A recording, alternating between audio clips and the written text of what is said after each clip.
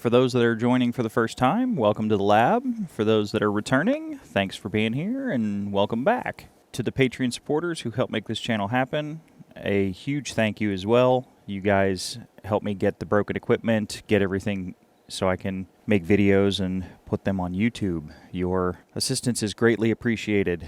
Today on the bench, we have a AA501 Distortion analyzer. This is the predecessor to the AA501A.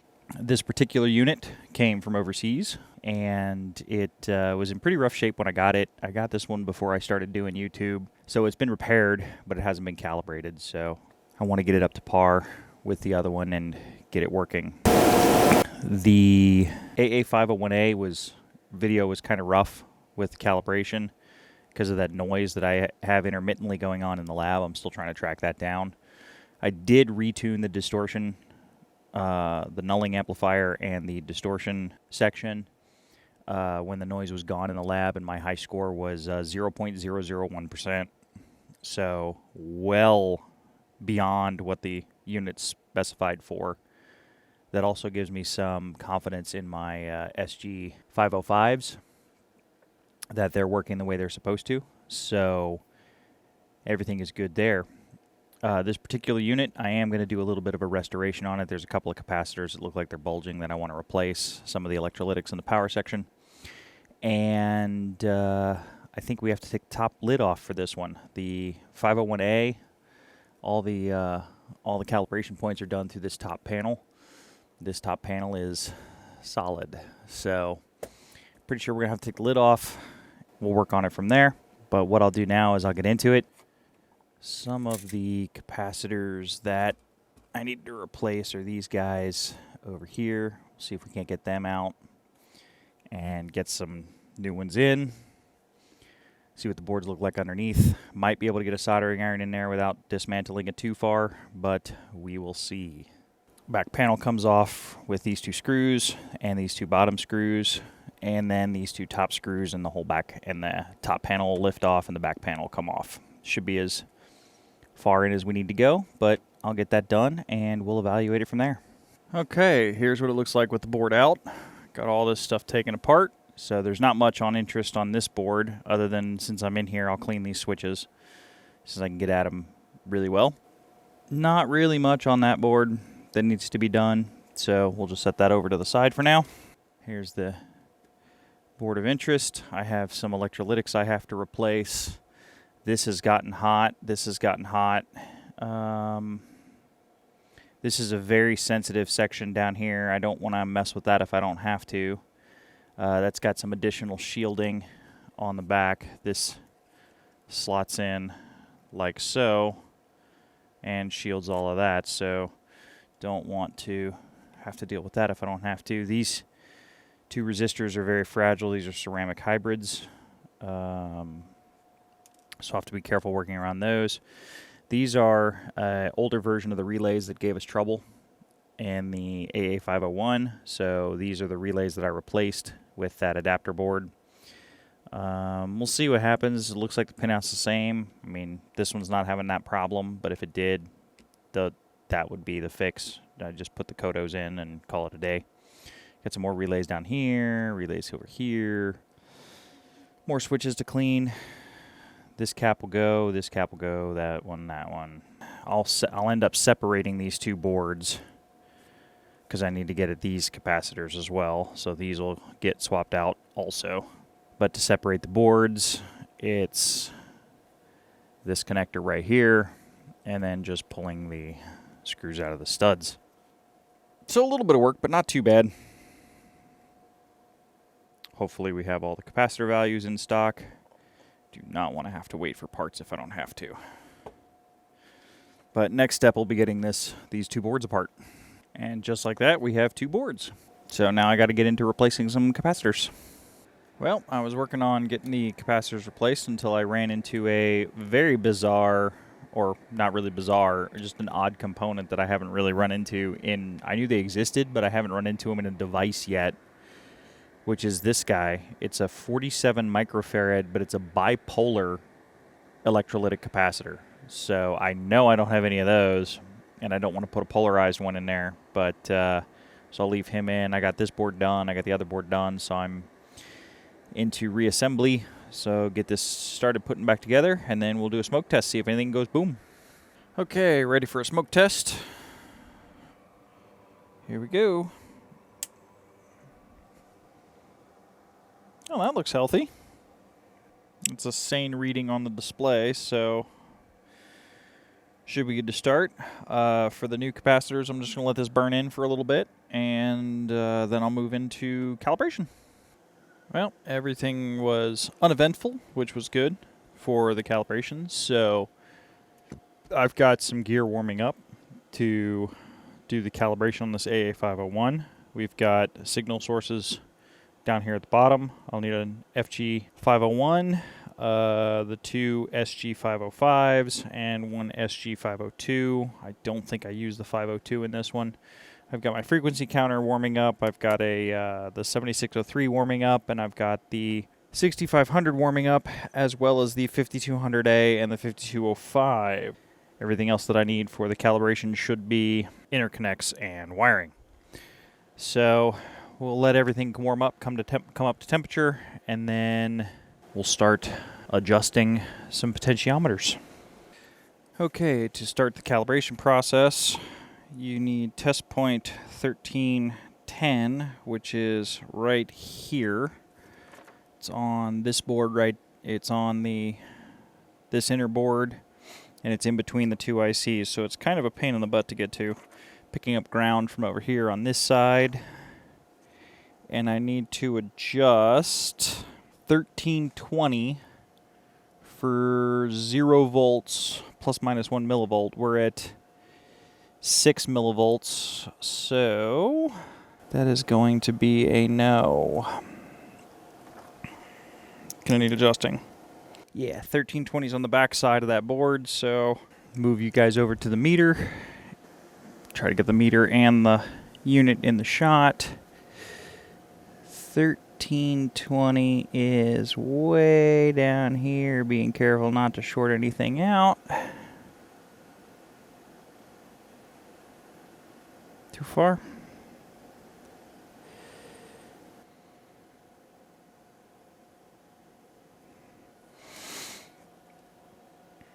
Speed this. We'll speed the meter up. 5. Wow, that amp is toasty down there.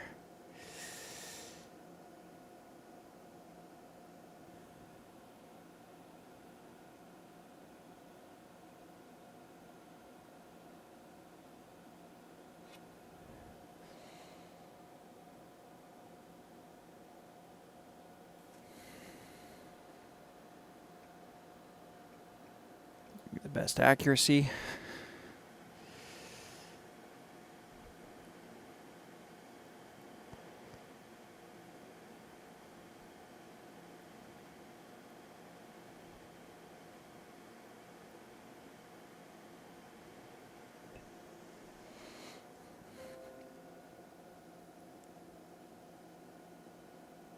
Gonna come just a touch down. Well, we're within 160 microvolts, or 190 microvolts of targets, so, and I'm allowed a millivolts, and that looks like it's on the high side, so I'm going to call that good right there. All right, step 2 is RMS and average 0, so this goes to the 2 volt range. And we do RMS first, so response needs to be in. And that's 1201, which is right here. It's actually on this side of the unit. So we adjust 1201, which is right here, for 0 display.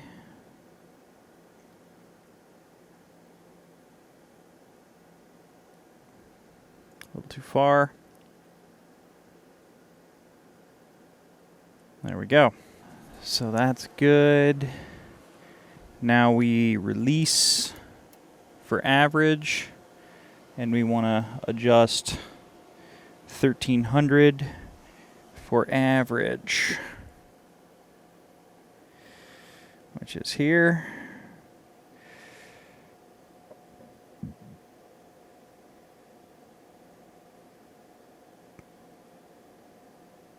Back a little bit. Yep.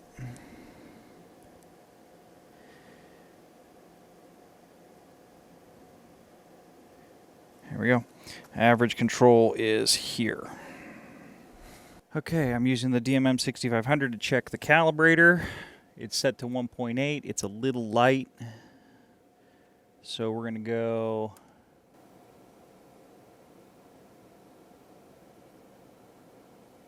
going to call that 1.800. Okay, we are definitely off a bit. That says 1.861. I need to adjust 1218. Actually, press the response button. Okay, 1218 is on the meter board right here. It's on the DVM board here. So this is 1218. So we need to adjust this for 1.800.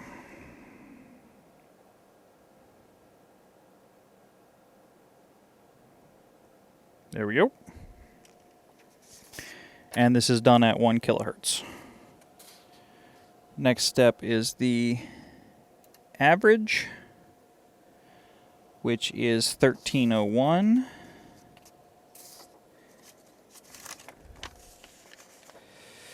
Which is right here. 1301 is on the right side of the unit, the farthest potentiometer from the front.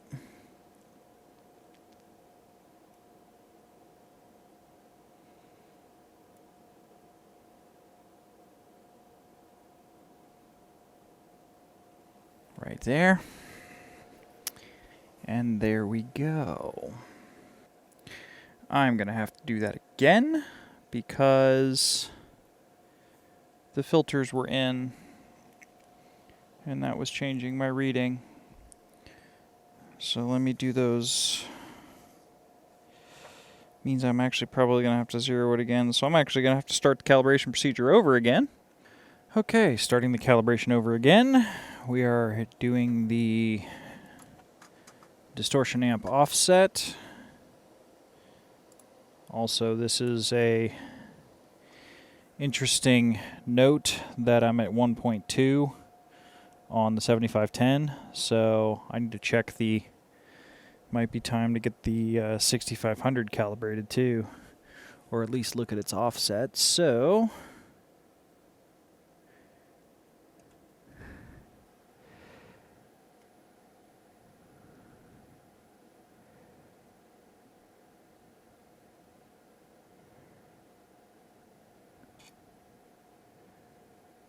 wow, there we go. Much better. All right. Should have used the 7510 for this in the beginning, but that hour-and-a-half warm-up time is kind of long. Okay, next is adjusting RMS and average zero. We do this on the 2-volt range. And it's okay. For RMS, let's check average. Or no, it's okay for average. Let's check RMS. RMS is good too. And we're back up to step 3, which is where we were. So the only thing that was really off because of the filters and also probably the different meter was the distortion amp offset, which is fine. So let's see, where's my, here we go. This line's coming from the AC calibrator. Switch this to, oh.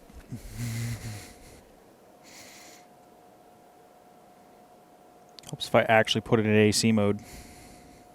So the AC calibration on the 6500 is pretty good because that's, it agrees with, I didn't change the calibrator at all, so that will work for this. And this is at 1 kilohertz. Just double checking. And press the response button. So it wants RMS. 1218 is what we need to adjust, and it's off for sure, so we do need to adjust that. 1218 is on the DMM board.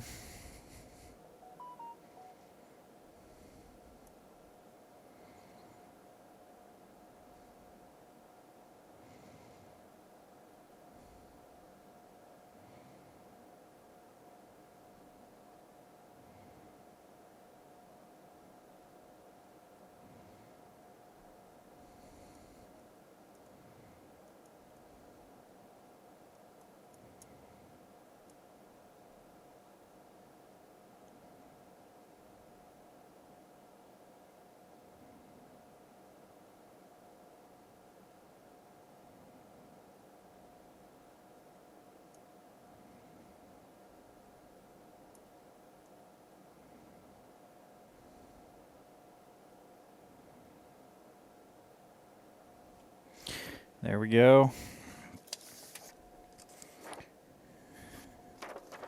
DMM board is right here. It's this board hanging off the side. 1218 is right there on the side. Okay, for the next one is the attenuator compensation. So I need 50 kilohertz.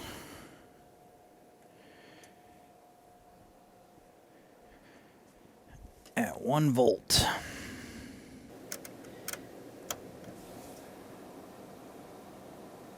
Well, that's not too bad. Actually, put it near the top of the other range. Might be a little bit better. Right there is going to be about 1 volt average.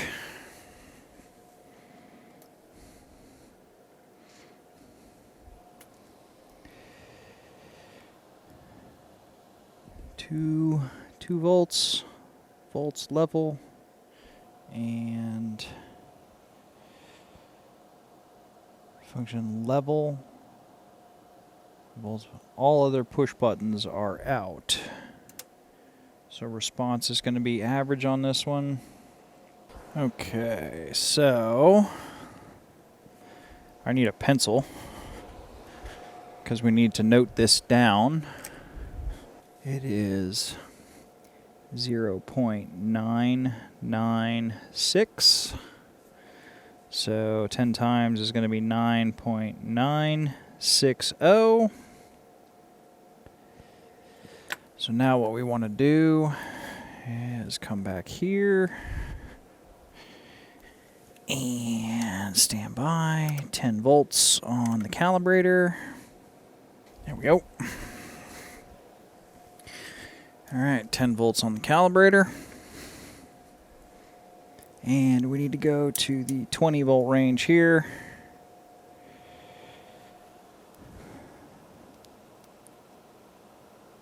And it wants a insulated low capacitance screwdriver, so I need to get the ceramics. And we are adjusting C1400.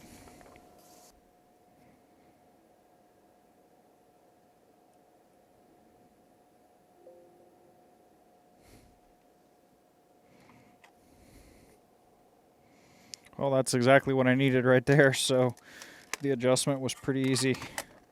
C1400 is right here on the back side of the board. Here's the relay board. These are the relays in the board. There's C1400, which is on the back. And that is all set. So we're into adjusting 0 dB, negative 20 dB, and the input 0. Function level, and then dBm 600, 2 volts, response button is pressed, 0.7746 at 1 kilohertz. Here is 1341. What we need to adjust, And that is over, no, that is over here and towards the front.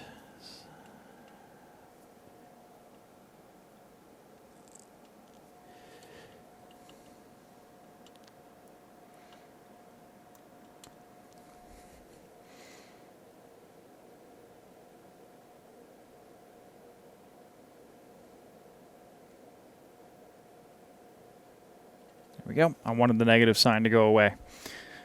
All right. 77.46 millivolts. And now we need to adjust 1501 for negative 20 dB. It is negative 20 dB, so that doesn't need to be adjusted. 1501 is right here. If we would have needed to adjust it, it is this potentiometer right here. Now we need to go down another factor of 10 to 7.7 millivolts, 7.6.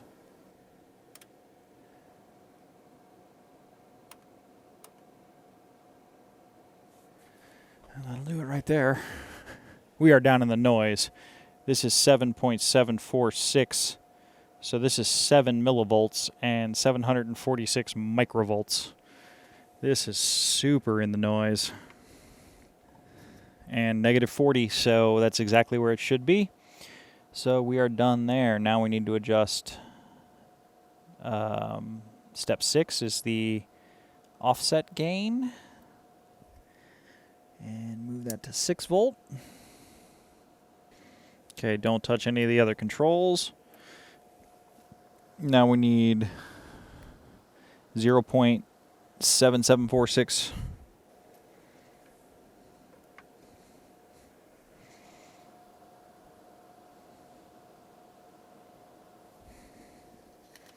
And 1246 doesn't need to be adjusted because I need a 0.00.0 dB adjustment, so that's perfect.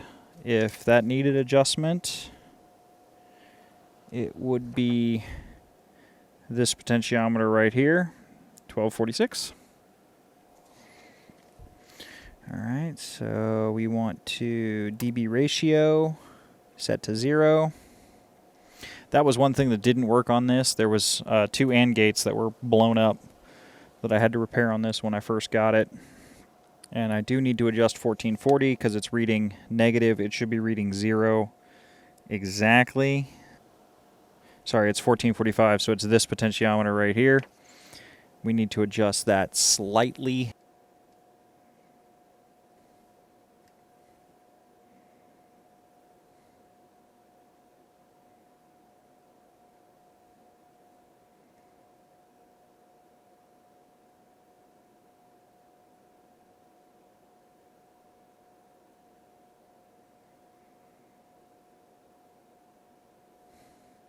There it is.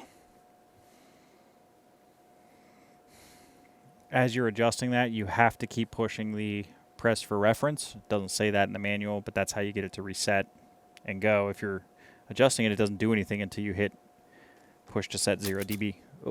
Push to set 0 dB reference. Okay, we're into distortion. So we pull this out and turn off the calibrator. At least turn off the output. Now we're going to have some fun with some low distortion measurements. We'll see what I can get for a high score today. The lab's pretty quiet at the moment. 2 volts.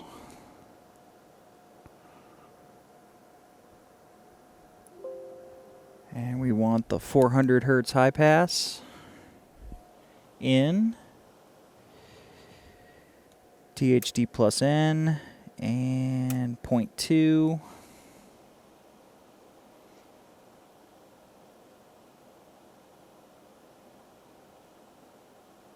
And it also wants the 30 kilohertz low pass. So these 2 filters on, 2 volt range, THD plus N, and the lowest range. We're also going to be using the 7603.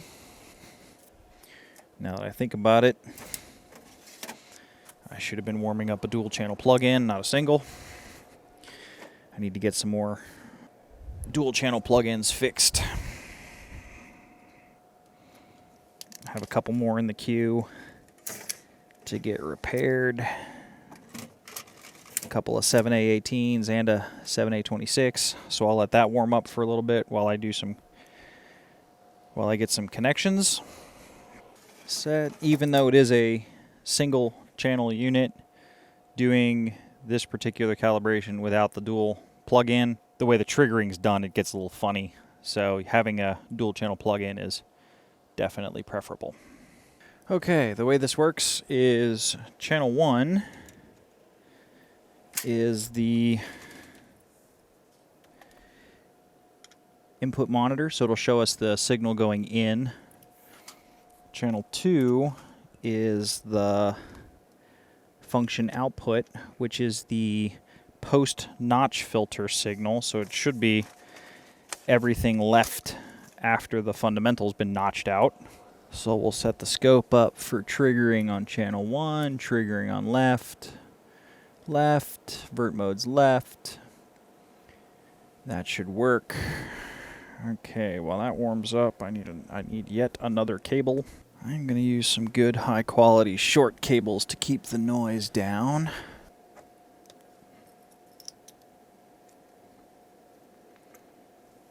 For monitoring the SG505, I'm going to use the sync out, which will give me a square wave that the frequency counter can listen to, and that'll help me tune the frequency. These things are ultra low distortion, but they are not ultra precise when it comes to frequency. Wind this up to 5. There we go. No, too fast. 500 hertz.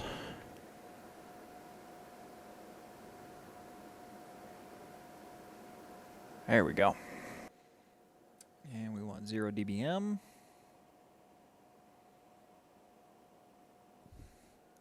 And calibrated detent.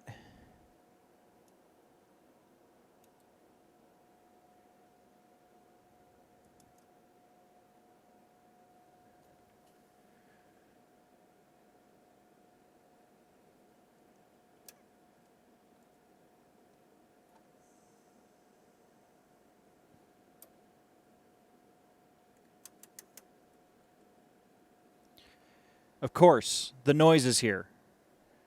The time I try to do this, the noise is back. Well, I learned my lesson from last time. This noise will eventually go away. I have shut down everything in the lab that is a RF source, so all the Bluetooth, everything, turned it all off, turned my phone off, turned the monitors off, the switching power supplies off. I've turned off everything that I could possibly find, and it's just not going away. I'm not 100% sure this burst of noise isn't. It may not even be in my building. I'm gonna need to get a real-time spectrum analyzer and really drill into what's going on there. So, from past experience, this will go away in a couple of days. So I'm just gonna check it, see if it'll go away. The 501A, when I did the distortion area, I got some pretty bad results trying to calibrate it during this noise. But when I calibrated it when the noise wasn't there, I got to 0.001. So I know it'll get quiet in the lab again. I just gotta wait for a quiet day and see if we can't get it to go. So this is the sine wave coming in. This is the sine wave plus after the notch. You can actually see the notch work. I'll turn off the signal sources so it gets confused. And if you watch, it'll come in. There, it's coming down, coming down, coming down, and then the notch locks in and goes. So that's pretty cool. So I gotta wait through the magic of the camera. You guys won't have to, but I gotta wait till this noise stops. I got 2 more steps because I think the rest of it is option 1 and 2 units, and this is not. This is a no. Yeah, the rest is option 1 and 2. So I have 2 more steps, and then this guy's done. But because this does not have option 1 or 2, my 501A does. So, yep, I'll wait a little bit, and I will leave all of this connected. So all I have to do when it's time to go is just fire everything back up and let it warm up. I really got to figure out what's making this noise, see if I can get it shielded in the lab. Bummer. Well, I was running around, just happened to look over in the lab, and I found the noise.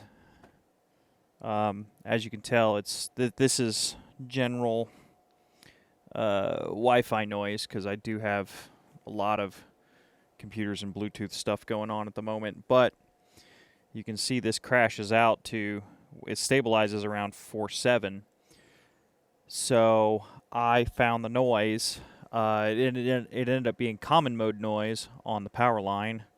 This may be common mode noise too. I'm not sure yet. I'm going to have to do some power analysis, it looks like. What it turned out to be was I have a energy monitoring system in the lab.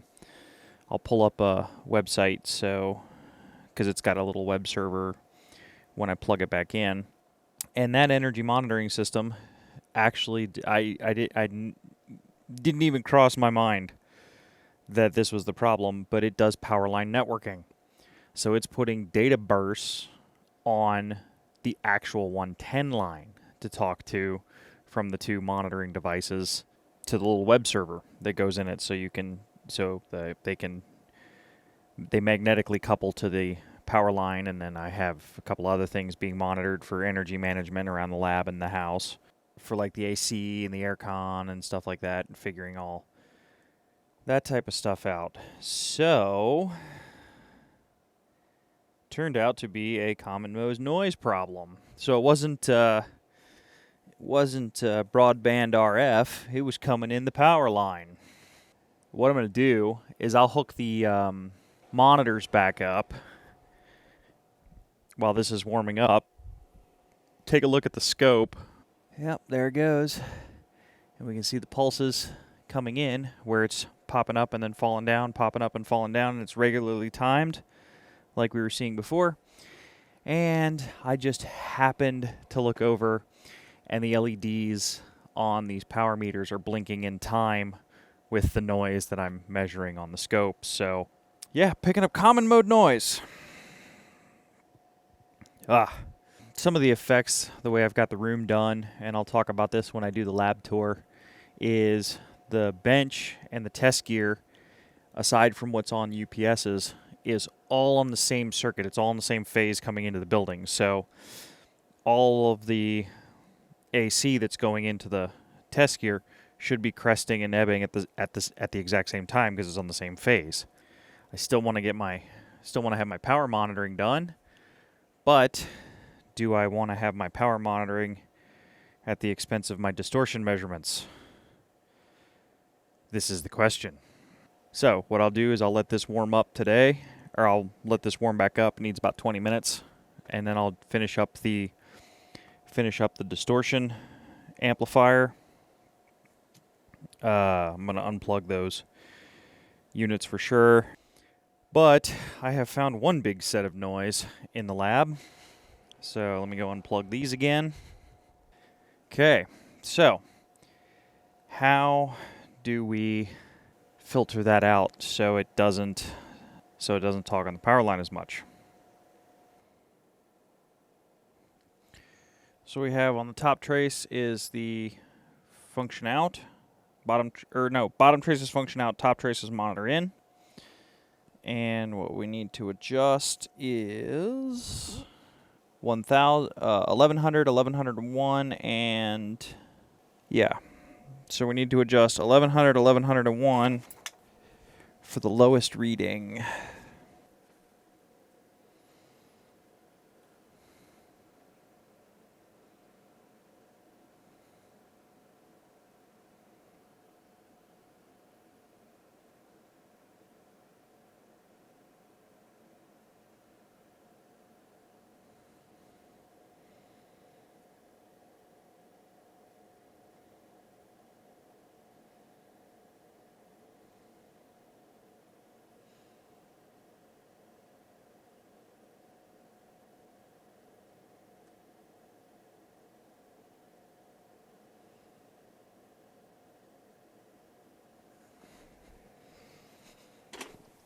get some more zoom on this noise.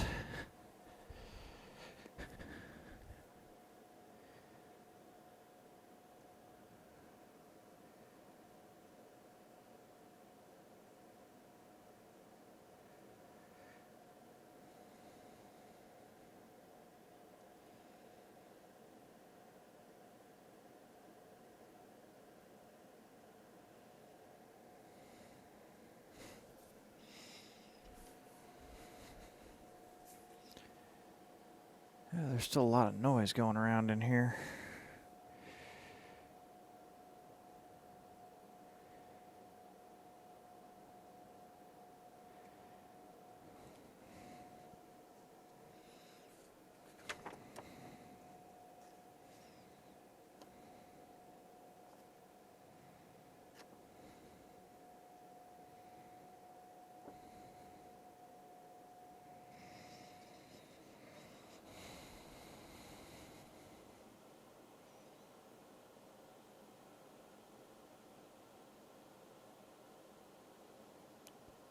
Now I need 2.5K.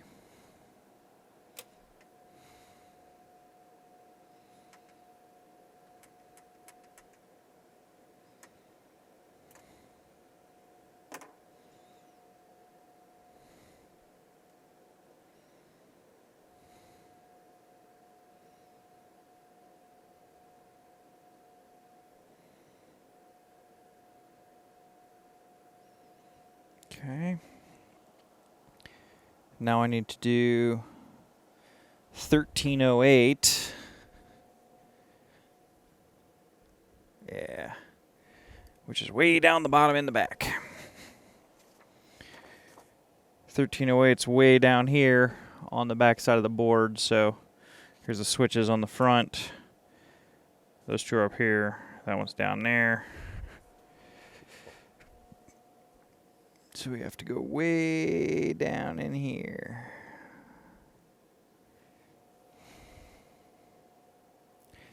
So I'm going to use this other tool that doesn't have a metal on it to short out.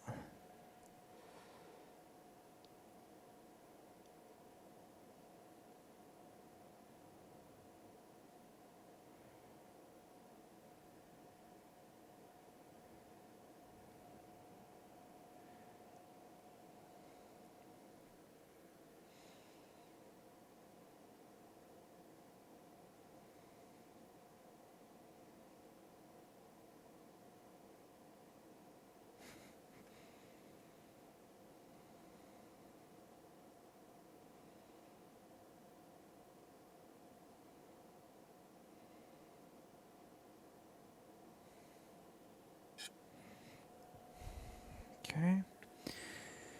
Back to 500.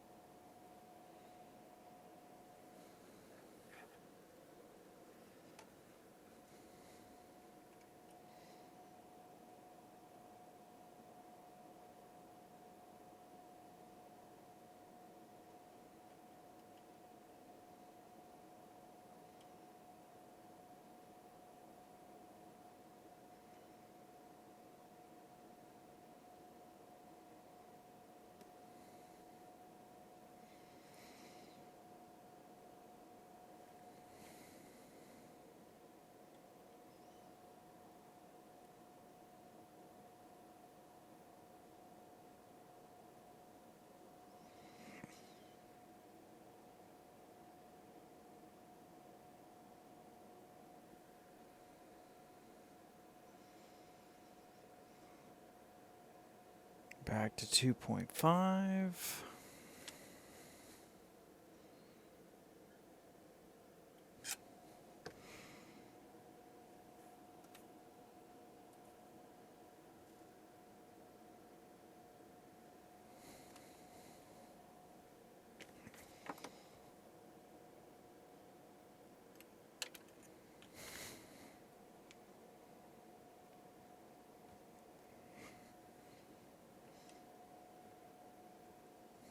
Let's see here.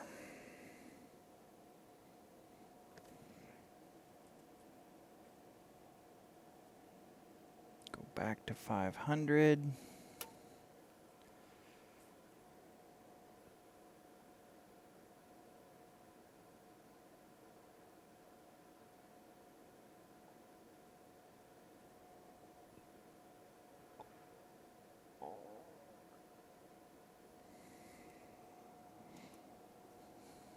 No, wait.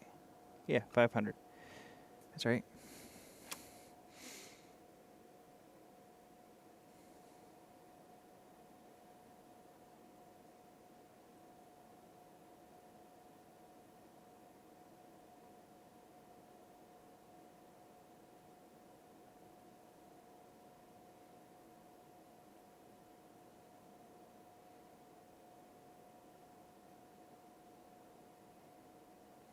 Yeah, 4.4 is going to be as small as I can get it.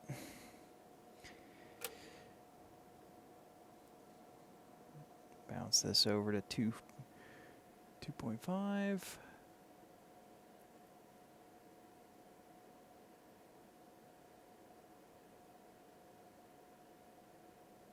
There we go.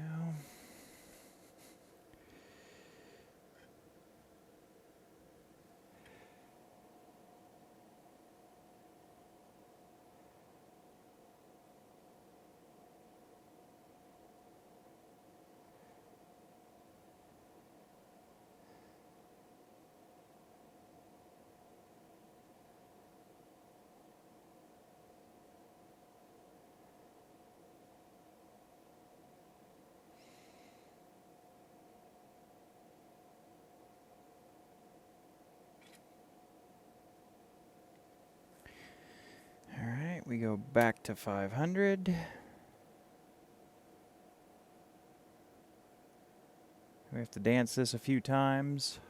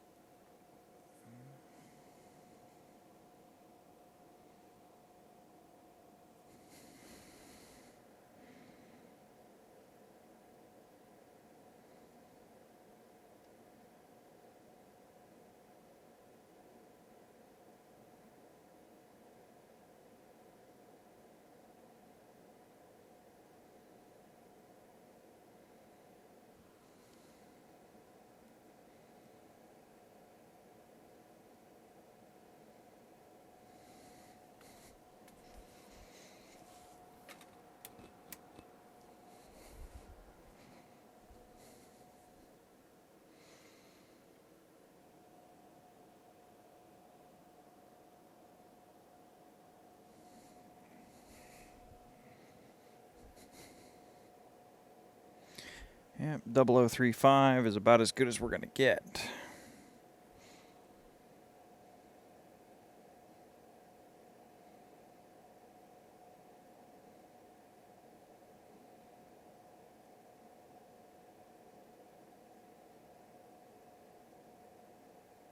Okay, cool. Okay.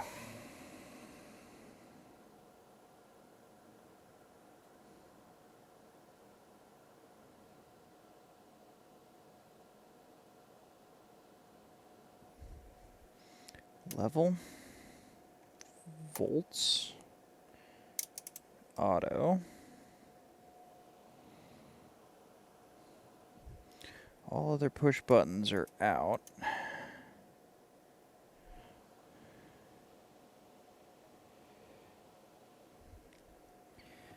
I need 7 kilohertz now.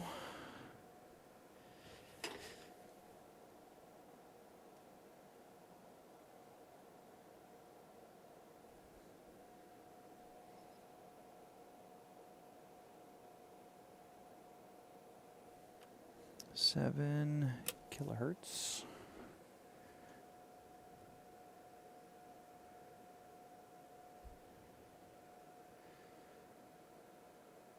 There's 7 kilohertz.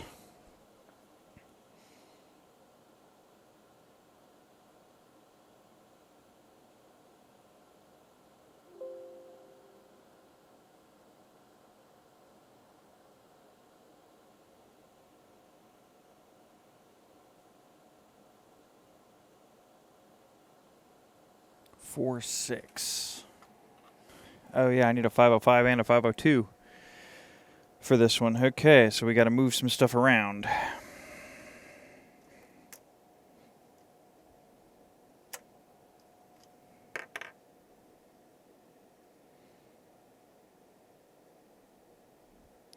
I got a 502 warmed up, so that'll work.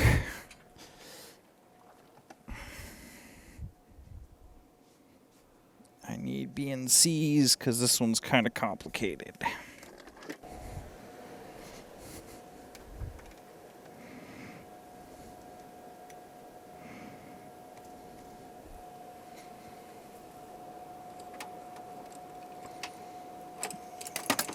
Get a good short cable.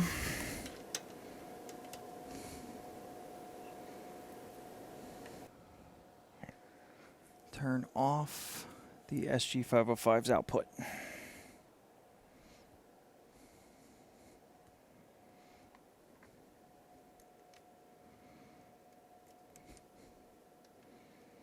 Move this over to the 502 so I can set its frequency.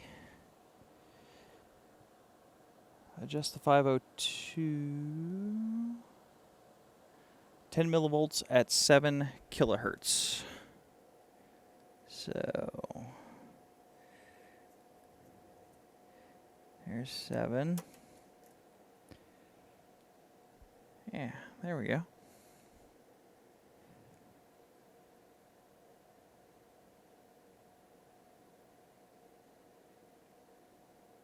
Okay, 10 millivolts, that's way down. Turn on some attenuators. Yeah, it's 10 millivolts.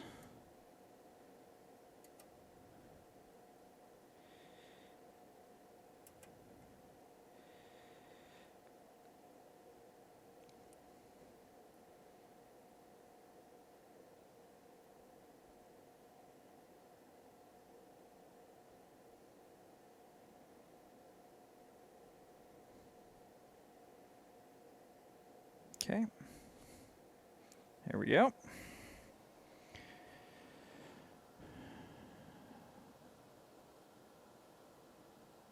Alright, so now we have to turn on the 505 on.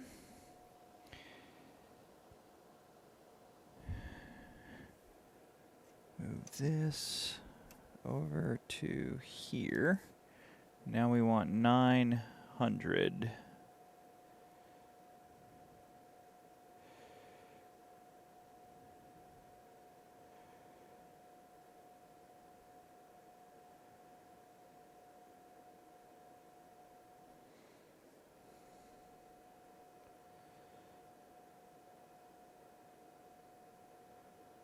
There we go. 900. And now we gotta speed up just a bit. 900, perfect. Till 1 volt is displayed. All right, so we have to tune this up.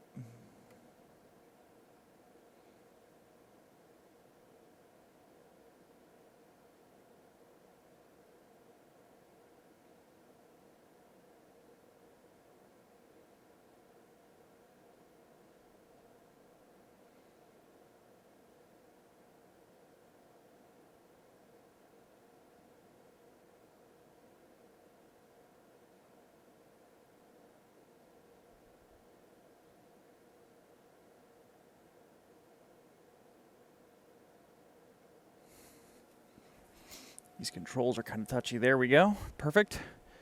So what we're doing is we have a low distortion signal coming out at 700 millivolts at 7K. We have a 900 hertz carrier wave, so we're putting 7 kilohertz on top of 900 to calibrate the distortion meter. There we go. We have a known quantity of clean distortion. That's odd to say, but... So now what we want to do is THD plus N.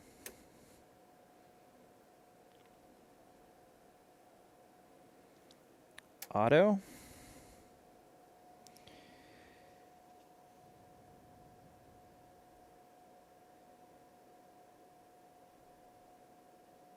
And it's a touch high, so what we need to do is we need to adjust 1330, which is right here, and that needs to be 1.00. Oh yeah, it's on the back side of the board underneath the 1320 offset, so 1330 is even further down in the unit up top. So we have to get way in there to adjust that control. I'm on it.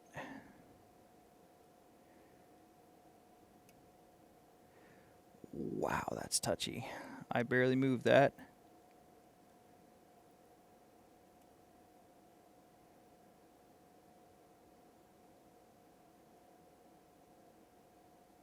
There we go. 1% THD. Okay, so that actually concludes the calibration. Let me get all side covers put back on, and we'll get everything put back together, and we'll close out the video. Thanks for stopping by the lab today, taking a look at this AA501. We are meeting spec just barely. The 002524, so we're getting a little better as it warms up. Just how sensitive this is, I'm just going to move the cable.